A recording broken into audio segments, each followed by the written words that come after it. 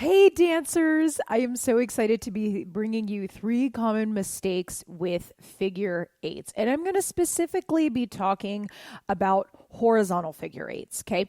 So lots of people do figure eights because it is a staple movement of our belly dance in all styles, right? Whether it's going from front to back or back to front. And it's such a beautiful musical.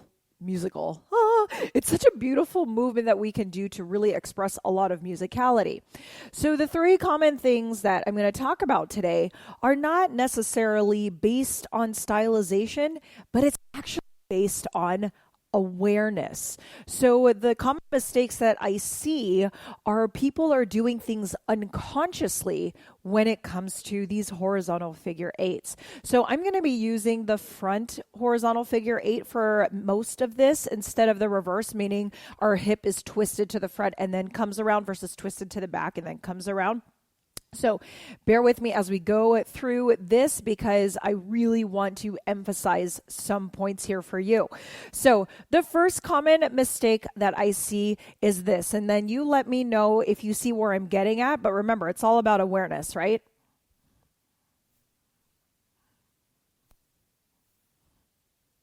So what am I doing here?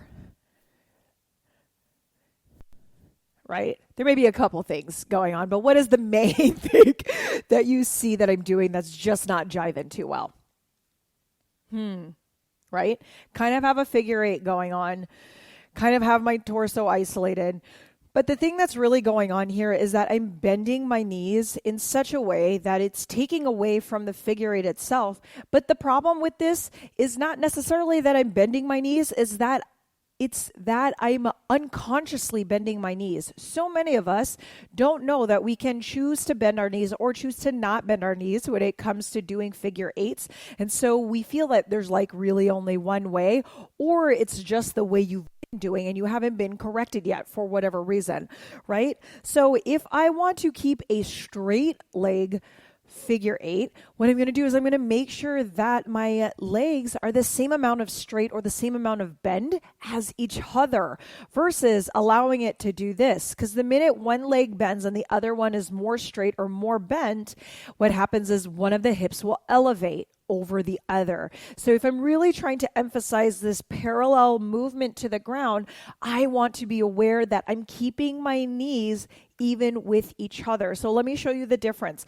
I'm going to show you from the side so you can really see this. So if I keep both of my knees straighter, right, the same amount of straight, right here, you'll see that my figure eights are very, very flat, right? They're going about the same level. One is not elevating over the other, right? They're even. Now, I'm going to show you that it doesn't have to be straight leg. You can bend your knees. But if you still want that flat look, what do you have to do? You have to bend them at the same angle of bend. So now instead of me being up here, I'm going to be down here. And you'll notice my knees are not going like this. I'm not pedaling the knees back and forth. They are staying right next to each other like there is a magnet connecting the inner part of my legs, right? So then when I do this, what happens? My hips still stay horizontal. Now, the thing that is the common mistake is that we don't understand how to do this. We're not conscious of it, and we end up doing this. And to pay attention to my knees here. What's happening?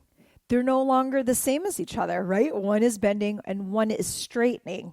And then what happens with the hip? Is it straight anymore? No, it's not parallel to the ground. What ends up happening is one comes up, one comes down. And so now we have this almost like there's a hip lift on top or a hip drop. You can take it from your perception because both may be accurate, right?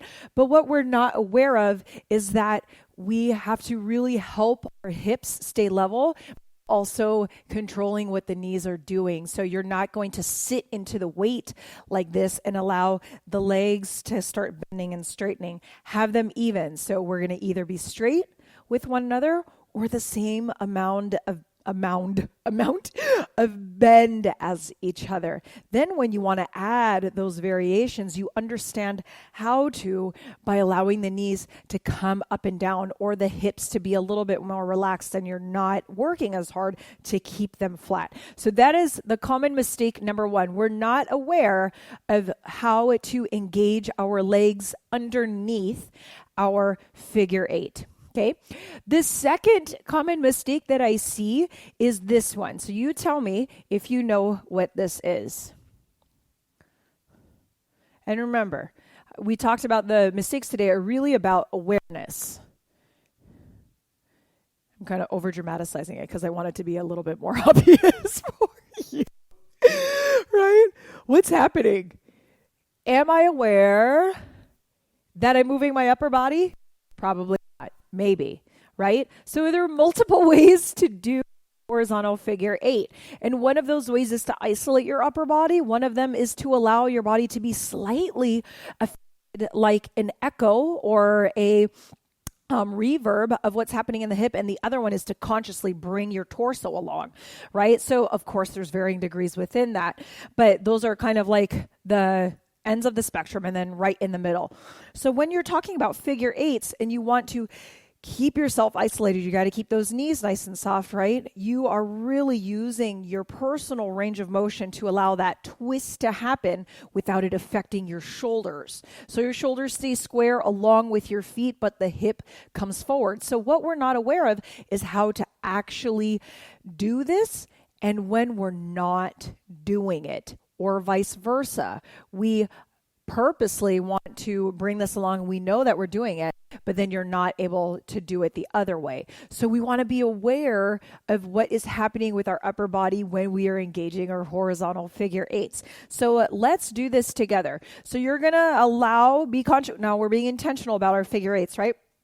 Our shoulders are going to stay square as our figure eights are going. So 5, 6, 7, and to your left, to your right, to your left, to your right. And you'll notice that our torso is still staying forward. So I'm being very intentional about keeping my upper body squared to the front. Now, if I want to consciously allow more of my body to be affected, you'll notice that I might allow this gentle sway with my hip, and you'll notice more of a weight change back and forth. Like you can see my entire body go to your right, see my entire body go to your left, and we allow it to be somewhat like an echo of what the hips are doing. That's kind of the middle of the ground. Then the one on the other side is to be really bringing the entire body around here. So how do you start to be aware of what to do, or even you're doing, right? The first thing is you got to videotape yourself. I know not everyone's comfortable with this. Practice, but you got to start somewhere, right? So just at least videotape, and you got at least that far. And the next step is to actually watch that videotape. But you want to be aware. One of the other things that you will notice is if you keep your gaze locked in the same direction as your shoulders. So that means if I turn my shoulders like this and my gaze follows, my gaze is moving versus it's right here. Or I can start to see my gaze slowly move, right? Or when I'm consciously doing this, my gaze, my eyesight, my vision is now swaying back and forth. You can also feel that in your shoulders. If your hands are locked in relation to your shoulders, you'll see that your hands don't move, or you'll see that they move slightly, or you'll see that they move all the way along. But either way, these are ways to kind of get your checkpoint in. And you can also do this against a wall. So that way, anytime you move, your hand will hit the wall, indicating to you that your upper body is moving. So there's so many ways to allow yourself to like check in and say like, what am I doing? What is my intention? What do I want right now? So that is the second common mistake I see, is that people don't understand or realize when the lower body is twisting, what is happening with the upper body. So let's get aware, right? The third common mistake I see dancers is the timing of your figure eight. So there's different emphasis into your figure eight, but we're not conscious of it. So when you see teachers teaching combinations or you see people learning in class, you'll notice that sometimes there's a little bit of a discrepancy as to when the teacher does the movement and then the student does the movement and how that lines up with the music. So you have different places to emphasize your figure eight, but do you know where they are? So this is the other common mistake I see, is that not being aware of how you are placing your movement over the music. So as if this is my beat here, sometimes people emphasize the twisting portion, the very initial reaction or the initial motivation of the hip. So we have 1, 2, 3, 4, 5, 6, 7, 8.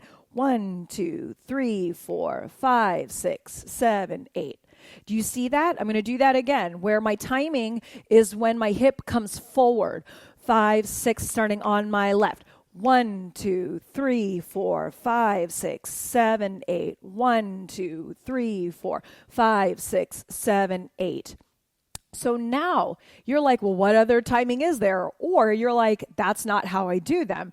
The other timing that you may possibly have with your figure eight is when the hip that is working. So we've been starting on our left side. When that hip that is working actually coming back instead of on that forward twist. So we have 5, 6, 7, and 1, 2, 3, 4, 5, 6, 7, 8. 1, 2, 3, 4, 5, 6, 7, 8. 1, 2, 3, 4, back, back, back, back, back, back, back, back versus forward, forward, forward, forward, forward, forward, forward, forward. Now back, back, back, back, back, back, and back. So there's just a small timing difference, but when you're paying attention to musicality or you're paying attention to drilling and how you want your movement to line up with the music, it makes a difference, right? So let's recap the three common mistakes that we have when it comes to horizontal figure eights. 1, we're not being conscious and intentional and or aware of what is happening with our legs and how they support our hips during that movement. The second one is that we're not aware of what's happening with our torso or how we can control it in the movement, all the beautiful variations that can happen. And the third one is the timing. Do you know how you are accenting or how you are motivating your figure eights and how it lines up with the music? So these are different than what I'm like thinking about the word I want to use. These are different than what we technically talk about, because a lot of the time we talk about straight up technique, but I want you to see that sometimes the mistake isn't necessarily in the movement. The mistake is not being aware of what you're doing and how it can translate and affect your movement. So we want to get really clear on all of these things, especially if you're just starting out, because if you are learning with someone in person with your teacher, ask for their guidance, right? Ask them, I really want to do it this way. Can you just check my movement while you're in class working on technique, right? And of course, I'm here as well. You can always reach out to me, but you want to make sure that now your movement becomes intentional. So try these out by thinking about what you're doing. Videotape yourself, watch the video, be kind and compassionate to yourself, dancers, and then see what is happening. The first step is to always just be aware and get that information and see what's going on, okay? Have fun with this one. Laugh if you're like, oh shit, I don't even know what's happening. It's okay. That's why we're learning, right? And let me know how it goes. I would love to hear from you in the comments below, and good luck with it. I'm so excited that this weekend is beginning Belly Dance Day starting December 11th, starting at 11 a.m. Arizona time. It is just a 45-minute true beginners level class. And what we're doing in there is we're going at the pace of a beginner, meaning you don't have to have any experience. We do a lot of repetition. I give you personalized feedback. And the reason why I'm doing this is because I want you to see that you are capable of learning this art form given the right environment and the right tools. So show up if you are interested. The registration link is in the description below. I would love to see you there. And if you are interested in signing up with classes with me, then would be a great time to attend this coming Saturday because I'm giving a special discount to those who will be there. So hopefully I will see you on Saturday, and happy dancing.